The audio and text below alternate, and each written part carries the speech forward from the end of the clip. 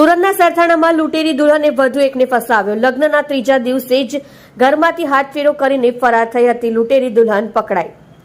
સુરતમાં છ સવારે લૂંટેરી દુલ્હન લગ્ન વાંચુઓને પોતાના શિકાર બનાવતા હોવાની ઘટનાઓ વારંવાર સામે આવતી રહે છે। ત્યારે ફરીથી એકવાર સરથાણા પોલીસ સ્ટેશન વિસ્તારમાં એક યુવકને લગ્નના બંધને બાંધીને બાદમાં 1.35 લાખથી વધુની મત્તા લઈને ફરાર થઈ ગઈ હોવાનો કિસ્સો સામે આવ્યો છે। જેના આધારે ગુનો નોંધી પોલીસે લૂંટેરી દુલ્હન દલાલ સહિતના 3ને ઝડપી લઈને કાયદેસરની કાર્યવાહી હાથ ધરી છે। લગ્ન અગાઉ રૂપિયા આપવાનું નક્કી થયેલ હતું। વરાછા વિસ્તારમાં આવેલા યોગી ચોક ખાતે રહેતા 39 વર્ષીય યુવકના છૂટાછેડા થયા હતા। ત્યારબાદ તેનો પરિવાર કન્યાની શોધમાં હતો। આ બાબતે સગા સંબંધીઓએ વાત કરી રાખી હતી। જોકે ગત જૂન મહિનામાં તેના ઓળખીતા હસમુખ કાકાએ ડિંડોલીના વિપુલ ડોબરિયા સાથે સંપર્ક કરાવી આપ્યો હતો। વિપુલ અને જ્યોતિએ સાથે મળીને સંજના નામની છોકરીનો ફોટો બતાવી તેમની સાથે મુલાકાત કરાવી આપી હતી। સાથે જ કહ્યું કે સંજનાના પિતા હયાત ન હોવાથી જ્યોતિને 1.5 લાખ રૂપિયા આપવા પડશે। વિપુલ ડોબરિયાએ દલાલી પેટે 20,000 અલગથી આપવાના રહેશે। સાથે જ સંજનાને લગ્નમાં એક સોનાનો દાણો અને ચાંદીના છડા તથા બે ચાર જોડી કપડાં આપવાના રહેશે। લગ્નના ત્રીજા દિવસે ફરાર।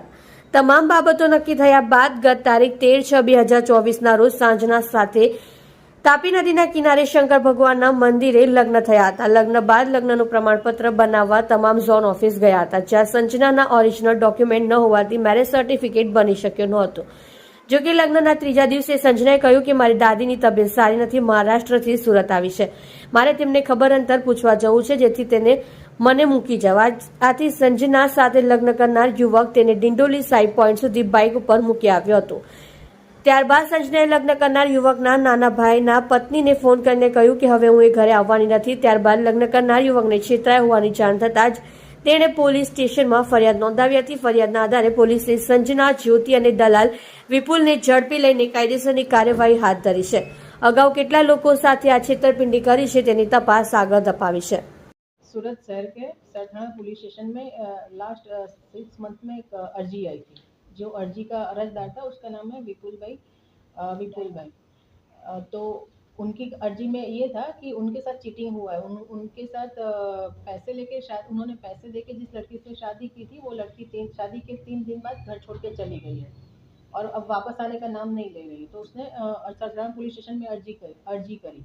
तो सरथाना पीए और उनकी टीम ने उसके पीछे काफ़ी मेहनत की और आज उन्होंने वो गैंग पकड़ ली है, जिसमें अभी 3 लोग मिले हैं। जो उसमें एक लड़का है जो विपुल डोबरिया करके है, जो दलाल का भी काम करता है और दूल्हे भी वो ढूंढता है। और दूसरी लड़की का नाम उसने अभी अपना ज्योति बताया, वो लड़कियां ढूंढती थी। और तीसरी लड़की जो हमने पकड़ी है, जो दुल्हन बनी हुई थी, उसका नाम भी रूपाली है। उसने संजना नाम करके इस लड़के से शादी की थी और शादी के 3 बाद वो 1,35,000 पैसे लेके वापस आ गई थी। और इसमें से बाकी के पैसे जो 20,000 थे वो संजना ने लिए थे। बाकी के जो पैसे थे वो अभी दोनों आरोपी ने आधे आधे कर लिए थे। तो इन लोगों ने दूसरे 2 लोगों से और शादी की है पैसे लेके। उसमें एक राजकोट सिटी है और एक राजस्थान का जयपुर है, जहाँ दोनों जगह पे उन्होंने शादी की है। और अभी तपास चल रही है कि दूसरे कितने लोगों के साथ उन्होंने चीटिंग की है।